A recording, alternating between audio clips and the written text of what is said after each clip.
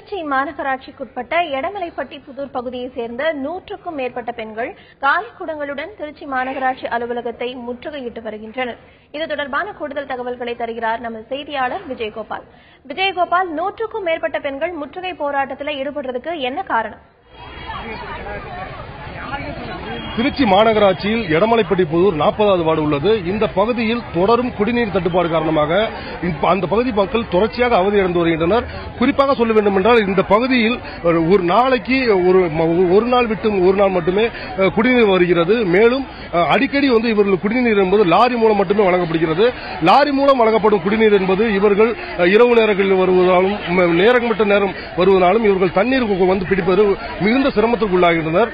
மேலும் இவர்களுக்கு உண்டான கூட்டு குடிநீர் திட்டம் கொள்ளிட கூட்டு குடிநீர் திட்டம் காரணமாக அங்கு அவர்கள் அந்த திட்டம் என்பது சரியாக செயல்படாத காரணத்தினால் அவர்கள் முழுக்க அந்த தண்ணீர் என்பது அவர்களுக்கு களங்களாகவே வருகின்ற நிலைமை இருக்கிறது. இந்த கொள்ளிடம் கூட்டுநீர் திட்டம் அமல்படுத்தப்பட்ட பின்னரும் இவர்களுக்கு முறையாக தண்ணீர் கிடைக்கப்படாததால் அந்த தண்ணீர் என்பது அப்ப தற்காலிக நிப்பாட்டி வைக்கப்பட்டிருக்கிறது. அதை தொடர்ச்சியாக ஜீயபுரத்திலிருந்து இவர்களுக்கு ஏற்கனவே காவிரியிலிருந்து வரும் தண்ணீர் என்பது இவர்களுக்கு போதுமான தண்ணீராக இருந்தது, தேவையான தண்ணீராக இருந்தது, தண்ணீரின் தரமாகவும் நல்லா இருந்தது. ஆனால் இவர்கள் இந்த தண்ணீர் என்பது அந்த தண்ணீர் தற்பொழுது அவர்கள் தமிழ்நாடு கூட்டு குடிநீர் அதாவது குடிநீர் வடிகால் வாரியத்தின் சார்பாக அந்த தண்ணீர் வழங்கப்பட்டு வந்தது. அந்த தண்ணீரை இவர்கள் மாநகராட்சி விலை கொடுத்து வாங்கிக் கொண்டிருந்தார்கள். ஆனால் தற்பொழுது அந்த தண்ணீர் என்பது தற்போது நிப்பாட்டி வைக்கப்பட்டிருப்பதால் இவர்களுக்கு வாரத்திற்கு ஒரு 3 முறை கூட தண்ணீர் கிடைப்பதில்லை என்பது அவருடைய பிரதான குற்றச்சாட்டாக இருக்கிறது.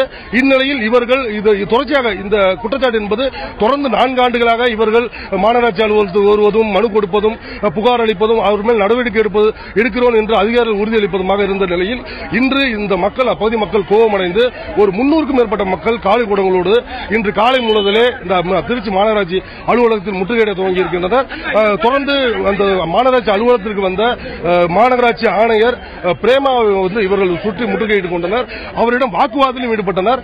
இவர்கள் குறிப்பாக கேட்டது தண்ணீர் கொடுக்காமல் எதற்கு குடிநீர் வரி மட்டும் வாங்குகிறீர்கள், குடிநீர் வரியும் வாங்காதீர்கள் என்று இவர்கள் வாக்குவாதத்தில் ஈடுபட்டனர்.